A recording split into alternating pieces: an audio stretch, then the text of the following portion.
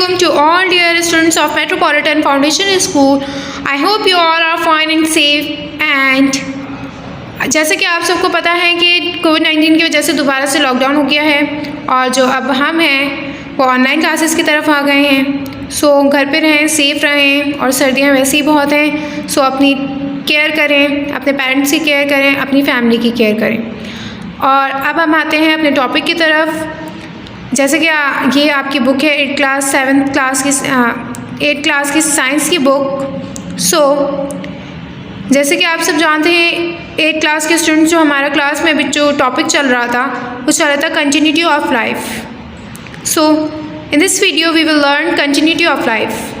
Unit 7 Continuity of Life, which is on the page number 68. So open the page number 68 and we will learn Continuity of Life. Continuity of Life, Unit 7, page number 68. First of all, I am going to read the first paragraph. What is inheritance? The first question that occurs, what is inheritance?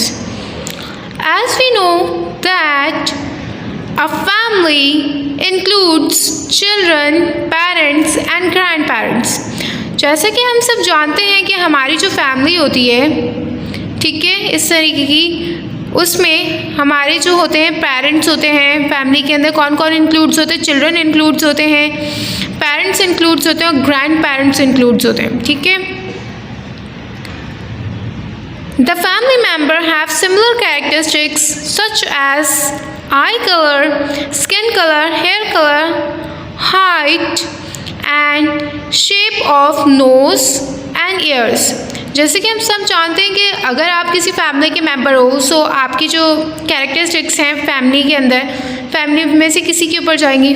जैसे कि आपकी आई आपकी दादी के ऊपर चली गई, आपके बाल जो हैं आपकी अम्मी के ऊपर गए हैं। सो आपके जो सेंसेस होते हैं या फिर जो आपकी कैरेक्टरिस्टिक्स होती हैं या जेनेटिक्स जो चीज़ें होती हैं वो such as eye colour, skin colour, thinking, hair colour, height and shape of nose and ears वगैरह जो फैमिली में ही किसी के ऊपर जाते हैं, ठीक है। These characteristics have been pass from parents to children for many generation. ये जो कैरेक्टरिस्टिक्स होती हैं वो कई सालों से पेरेंट्स के थ्रू से बच्चों के अंदर ट्रांसफ़र हो रही हैं। The transfer of characteristics from parents to children is called inheritance. ये कैरेक्टरिस्टिक्स जब पेरेंट्स से बच्चों के अंदर ट्रांसफ़र होती हैं तो उन कैरेक्टरिस्टिक्स को हम क्या बोलते हैं? इनहेरिटेंस बोलते हैं।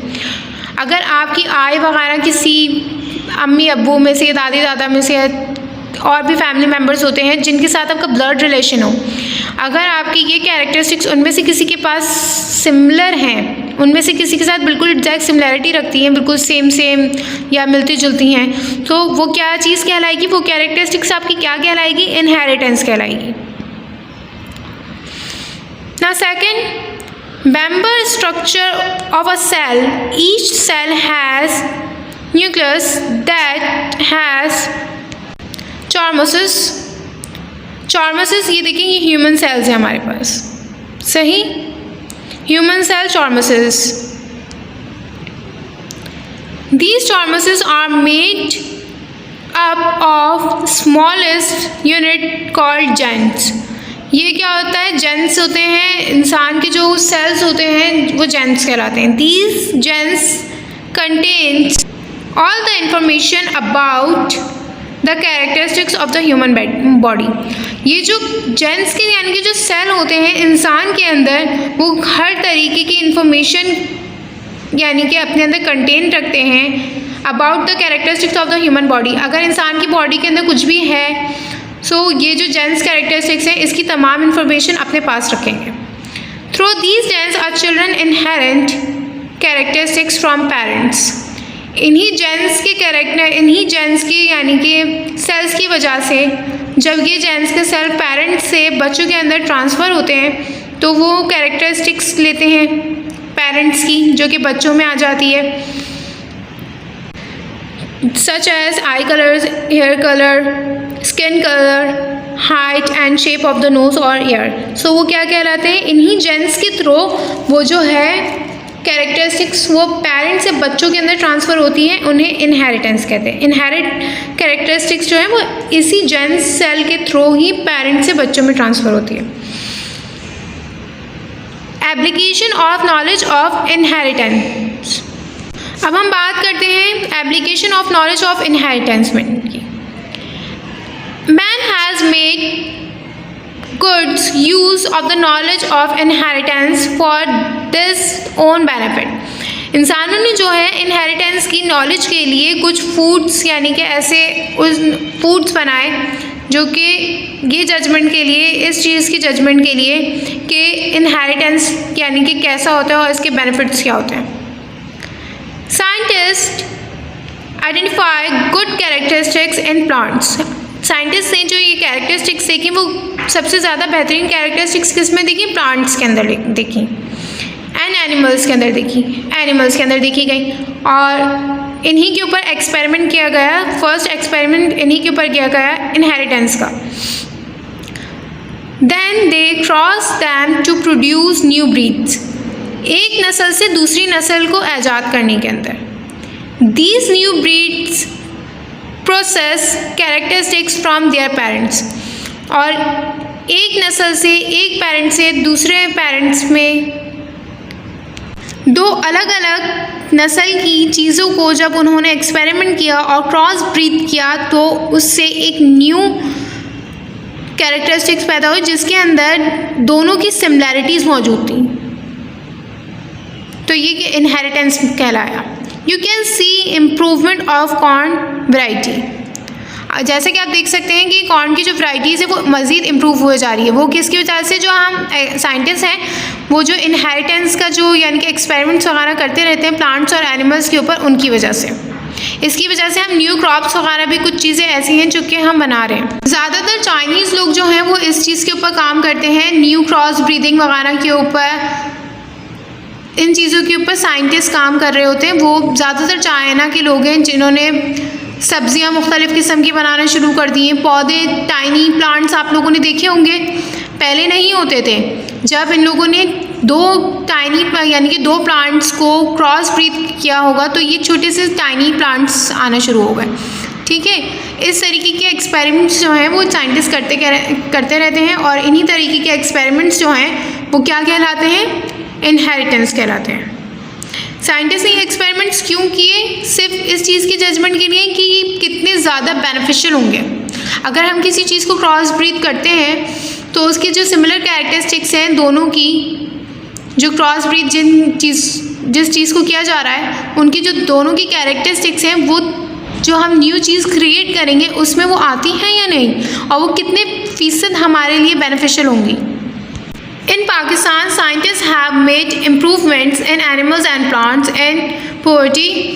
Such breeds have been developed which lay more eggs than common hens. Pakistani scientist ने किस चीज़ के अंदर यानी कि इम्प्रूवमेंट की? एनिमल्स एंड प्लांट्स के अंदर। पोवर्टी, जब उन्होंने इस चीज़ को डेवलप किया तो उन्होंने इनहेरिटेंस में जब किया तो और ज़्यादा अंडे मुर्गी से आने लगे जबकि ओल्ड वन से। Mixing characteristics like fast growth rate and good meat have developed lorier breed. जब किसी कैरेक्टरिस्टिक्स को, दो कैरेक्टरिस्टिक्स को मिक्स किया जाता है तो उसकी एक तो फास्ट ग्रोथ होती है, ठीक है, उससे आपको ज़्यादा बेनिफिट्स आते हैं क्योंकि वो दो का यानी कि मिक्सचर होता है तो वो ज़्यादा स्ट्रॉन्ग और पावरफुल होता है। जिसकी वजह से उस यानी कि मिक्सचर को, डेवलपमेंट को क्या कहते हैं? बॉयलर ब्रीथ कहते हैं। इसी तरह जैसे साइंटिस्ट हैं, हमारे पाकिस्तानी साइंटिस्ट ने मुर्गी के ऊपर एक्सपेरिमेंट किया। अब जो उनकी यानी कि डाइट वगैरह जो मुर्गी की रखी जा रही है, आप लोग पहले देखते होंगे मुर्गी के बच्चे अगर पाले हों आप लोगों ने तो वो बड़े नहीं होते थे। अब क्या होता है, मुर्गी की दुकान के अंदर जब जाते हैं वो इतने से बच्चे होते हैं और वो कितनी जल्दी बड़े हो जाते हैं। उनकी जो वैक्सीनेशन है वो उन्होंने काफ़ी स्ट्रॉन्ग कर दी है। और वो वैक्सीनेशन कैसे बनी? मुख्तलिफ जानवरों की जेंस को यानी कि उन्होंने मिक्स कर दिया, उसके बाद उसकी यानी कि वैक्सीनेशन बनाई, जिसकी वजह से जब वो इंजेक्ट की जाती हैं हैंड्स के अंदर तो वो क्या होता है, वो बहुत ज़्यादा स्ट्रॉन्ग हो जाती हैं और जिसकी वजह से बहुत ज़्यादा अंडे दे रही हैं। पहले की मुर्गी इतने अंडे नहीं देती थी। इसी तरह अब बात करते हैं हम mixing characteristics of different sheeps and produce a breed of sheep that gives good wool and more meat. अब देखें जैसे कि मिक्सिंग ऑफ डिफरेंट शीप यानी कि शीप के यानी के ऊपर हम लोग एक्सपेरिमेंट इनका चल रहा है, जिसकी वजह से जो कि हमें एक बहुत अच्छा यानी कि मीट प्रोवाइड करती है, वूल प्रोवाइड करती है एंड जो है बहुत ज़्यादा लजीज गोश्त होता है, जिसकी ब्रीड्स जो करवाई जा रही हैं which have achieved 60% increase in meal production by developing new breeds of dairy canals. Dairy canals के अंदर सबसे ज़्यादा यानी पाकिस्तानी साइंटिस्ट जो हैं वो डेयरी कैनाल्स के अंदर सबसे ज़्यादा जो हैं वो क्रॉस ब्रीडिंग बनाना कर रहे हैं, जस्ट बिकॉज ऑफ दैट कि ना उनकी जो वैक्सीनेशन है वो काफ़ी हाई डोज में दी जा रही है उन्हें, जिसकी वजह से ना वो बहुत ज़्यादा यानी कि ब्रीदिंग यानी कि करने लगे, बहुत ज़्यादा तादाद में होने लगे और जो है उनसे हमें डेयरी प्रोडक्ट्स मिल्क वगैरह जो है वो ज़्यादा हासिल होने लगी, जिसकी वजह से हमारी इम्पोर्ट एक्सपोर्ट भी इंक्रीज़ हो सकती है। सो काफ़ी सारे बेनिफिट्स होते हैं क्रॉस ब्रीडिंग के, जिसकी वजह से वो 60% कितने परसेंट इंक्रीज़ हो गई है मिल्क यानी कि मिल्क की जो प्रोडक्शन है हमारी कितने परसेंट इंक्रीज़ हो गई, 6% इंक्रीज़ हो गई। New varieties of rice, wheat, cotton and sugar canal have been produced which are disease resistance strong and give high yield। यानी कि जो हमारी अब इसकी वजह से जब डेयरी कैनाल्स वगैरह जब हमारी इंक्रीज़ हुई तो जिसकी वजह से हमारे पास new varieties of rice, sugar, wheat, cotton और कैनाल्स वगैरह जो हैं वो प्रोड्यूस होने लगी है, स्ट्रांगली प्रोड्यूस होने लगी है, स्ट्रांगली सही। इसकी जो फसलें वो काफ़ी ज़्यादा तादाद में होने लगी हैं। अब बात करते हैं biotechnology. Biotechnology is a branch of bio. Biotechnology किसकी ब्रांच है? बायो की ब्रांच है। बायो की स्टूडेंट अगर आपने कभी यानी कि अब 8 क्लास में आ गए, 9 क्लास में अगर आप बायो लेंगे तो इसका डिटेल में टॉपिक आप 9 क्लास में पढ़ेंगे, बहुत डिटेल में पढ़ेंगे आप ये टॉपिक। अच्छा, biotechnology is a branch of bio that deals with the use of animal cell and microorganism. ये किस चीज़ में डील करता है? एनिमल्स के सेल्स में डील करता है और माइक्रो ऑर्गेनिज्म के सेल्स में डील करता है। In scientist and industrial process, scientist और इंडस्ट्रियल प्रोसेस जो है वो इनके अंदर डील करते हैं। It is use to meet human needs. वो क्या करते हैं? ह्यूमन नीड्स के ऊपर वर्किंग करते हैं। Biotechnology is being used today in medicines to produce drugs and in agriculture to produce better varieties of crops and vegetables।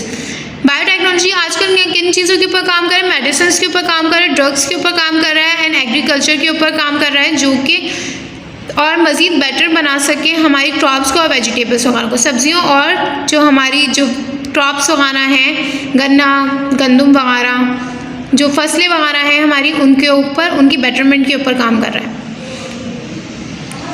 फार्मेंटेशन process is use to prepare different chemical. Fermentation जो process होता है वो जो होता है वो डिफरेंट यानी कि केमिकल के ऊपर वर्किंग करता है। As we know that inspiration is the release of energy in living things. Inspiration जो होता है वो एक लिविंग थिंग के अंदर एक एनर्जी होती है। Fermentation is the inspiration with a waste products other than carbon dioxide and water. Fermentation किस चीज़ की इंस्पिरेशन के ऊपर वर्किंग करता है? वो जो वेस्टेज जो हमारे जो प्रोडक्ट्स का जो वेस्टेज होता है उसकी जो कार्बन डाइऑक्साइड है और वाटर के ऊपर। Fermentation is common in micro organism. Fermentation किस चीज़ के अंदर कॉमन है? माइक्रो ऑर्गेनिज्म के अंदर कॉमन है। Their waste products are different chemical compounds। ये जो प्रोडक्ट्स की जो यानी कि वेस्ट प्रोडक्ट्स होती हैं उसके अंदर क्या होते हैं, डिफरेंट केमिकल कंपाउंड्स होते हैं। अच्छा, preparation of vinegar. A specific type of bacteria uses oxygen and air to carry out releases and vinegar को जो रिलीज करने के लिए एयर के अंदर जो मुख्तलिफ किस्म के बैक्टीरिया होते हैं ना, जो कैरिड आउट हो रहे होते हैं फार्मेंटेशन प्रोसेस के अंदर, in which energy is released and vinegar acid, vinegar जो हम लोग जो सिरका वगैरह जो हमने घर में यूज़ करते हैं ना उसको रिलीज करता है, in formed as a waste product, जो यानी कि वेस्ट होता है ना हमारा प्रोडक्ट, उसके अंदर से विनेगर वगैरह निकाला जाता है। जैसे फलों को सड़ा के यानी कि फलों को जब हम सड़ा देते हैं ना तो हमारा विनेगर बनता है। अच्छा, प्रिपरेशन ऑफ योगर्ट। अब योगर्ट कैसे बनती है? Bacteria ferment sugar of milk to produce lactin acid. दही कैसे बनती है? दही दूध से बनती है। जब हम दूध को थोड़ा सा हिस्सा जो होता है एक कटोरी में निकाल के रख देते हैं और उसके अंदर अगर हम दही का ही थोड़ा सा हिस्सा निकाल के उसमें 1 चम्मच के करीब डाल देते हैं और उसको ठहरने देते हैं जहाँ जिस पोजीशन के अंदर वो रखी हुई होती है, तो उसके अंदर क्या होता है कि ना उसको रखे रहने दो और उसको ढक के रख दो, उसके बाद वो दही खुद ब खुद जम जाती है। तो इस तरीके से दही प्रोड्यूस होती है। एक छोटी सी दही की उसके अंदर हम कई सारी दही बना सकते हैं जो कि बहुत मीठी और बहुत लजीज होती है। अच्छा, चीज़ प्रिपरेशन। अब चीज़ कैसे बनता है? बैक्टीरिया और एडेड टू मिल्क। बैक्टीरिया जो होते हैं, किस्म के बैक्टीरिया जो होते हैं वो मिल्क के अंदर ऐड किए जाते हैं। दे फॉर्मेंट शुगर ऑफ मिल्क, जो कि शुगर ऑफ मिल्क को फॉर्मेंट करते हैं टू लैक्टिन एसिड, एक किस्म का लैक्टिन एसिड प्रोड्यूस करते हैं। Biotechnology is also being used to solve environmental problems. Biotechnology जो होती है वो एक किस्म की बायोटेक्नोलॉजी जो होती है वो और किस किस चीज़ को रिमूव करती है? इन्वायरमेंटल प्रॉब्लम, यानी कि आपके इन्वायरमेंट के अंदर जो प्रॉब्लम्स वगैरह जो चल रही होती है उनको रिमूव करती है। फॉर एग्जाम्पल डोमेस्टिक वेस्टेज जो होता है उसको रिमूव करती है। Can be disposed of faster, इसको बहुत जल्दी ख़त्म करती है। अच्छा, agriculture waste such as husks of rice, यानी कि एग्रीकल्चर प्रॉब्लम्स के अंदर यानी कि करती है, ये डील करती है। Which people use to burn and